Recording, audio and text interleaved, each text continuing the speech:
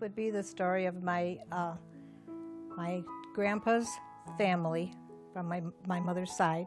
They came from Czechoslovakia. It would be my great-great-grandfather was a family of royalty. I'm not exactly sure how many brothers and sisters he had or where his ranking was in the family, but he fell in love with a scullery maid, and he wanted to marry her. And they didn't want no part of her, so they disowned him. So he packed up and came to America. And when they came here, of course, they had nothing. They didn't give him anything, no. They just completely disowned him. So when he came here, I'm not exactly sure what kind of job, but I know he ended up being a printer. But they lived a very poor life. But years later, they had a son, John, which was my grandpa, and he worked as a tailor at the Edgewater Beach Hotel in downtown Chicago. And he was working one day when one of the desk clerks came running into the shop and saying that there was a Brusack that checked in at the front desk. And that was kind of an uncommon name back then, you know. So my grandpa went running out there and went up to the man, and he said, well, my name is Brusack too, you know. And they got talking, and this guy said, well, where's your family from? And they said, Czechoslovakia. Well, come to find out they were related. But this guy wanted nothing to do with them. We don't have any people here in America, and he just walked away. And so that was the end of that. So much for royalty.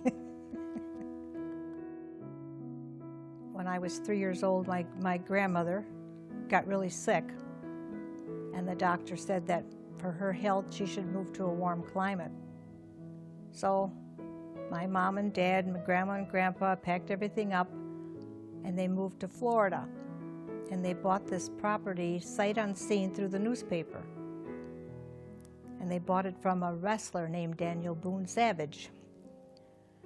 And that's exactly what those people were down there, savages, because they were still fighting the Civil War. They hated us because we were Northerners. But after my dad remodeled, and it was on New Year's Eve, during the night, our dog woke us up. And she was barking and carrying on, and we looked out the window, and here the tavern was on fire. But it's a good thing that it was quite a ways away from the house. So my dad, you know, he went out there, and come to find out that they had cut the water. So we had to stand there and watch it burn. And we lost everything. We stayed in Oshkosh in a hotel. And my mother was looking in the paper, and she found this house.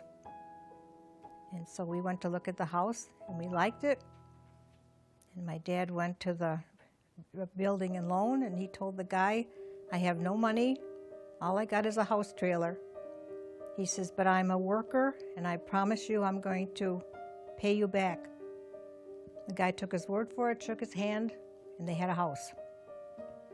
And by that time I was 6 years old, and I had never gone to school.